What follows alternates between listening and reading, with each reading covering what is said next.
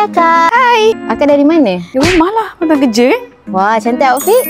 Of course. Biru all the way. Mesti tengok kereta. So, describe mood akak hari ni dalam satu perkataan. Lemau, sebab semalam baik lambat. Coffee or tea untuk start hari ni? Dua-dua pun tak. Start dengan air kosong. Wah.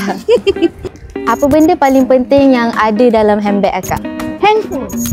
Handphone? Handphone. Apa first thing akak buat setiap kali sampai office? PC. Tapi hari ni nak tambah air dulu. Wah. Pagi-pagi tim selalu cakap apa dulu? Morning. One thing you wish orang tahu tentang kerja akak? Fun. It's fun actually. I love my job. Apa secret power akak masa kerja? Positive vibe. Advice apa paling power akak pernah dapat? Okay, seseorang pernah beritahu akak ni. Mimi, jalanilah hidup ni seperti apa yang Mimi nak dan jangan biarkan orang lain yang mengatur-ngatur kehidupan Mimi. Dari my mother. Bila the busiest time of your day?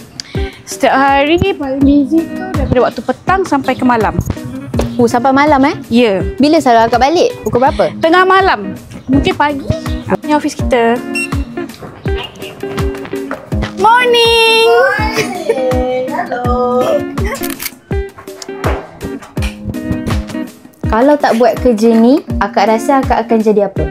Kalau tak jadi scriptwriter, tetap jadi penulis. Whatever it takes. I was born to be a writer. See my level? Apa benda paling pelik ada atas meja akak? Rasanya ni kot keyboard ni. Sebab semua orang setiap kali datang sini tengok keyboard ni orang macam wow. 3 perkataan untuk describe your work style.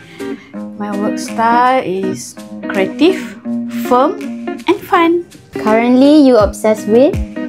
Kak tak pernah obses dengan apa-apa, tapi mungkin warna biru kot. See? Biru. Ni pun biru.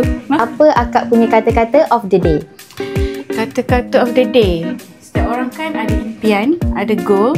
So kalau anda nak mencapai impian dan goal tu, jangan tidur. Dah kerja ni.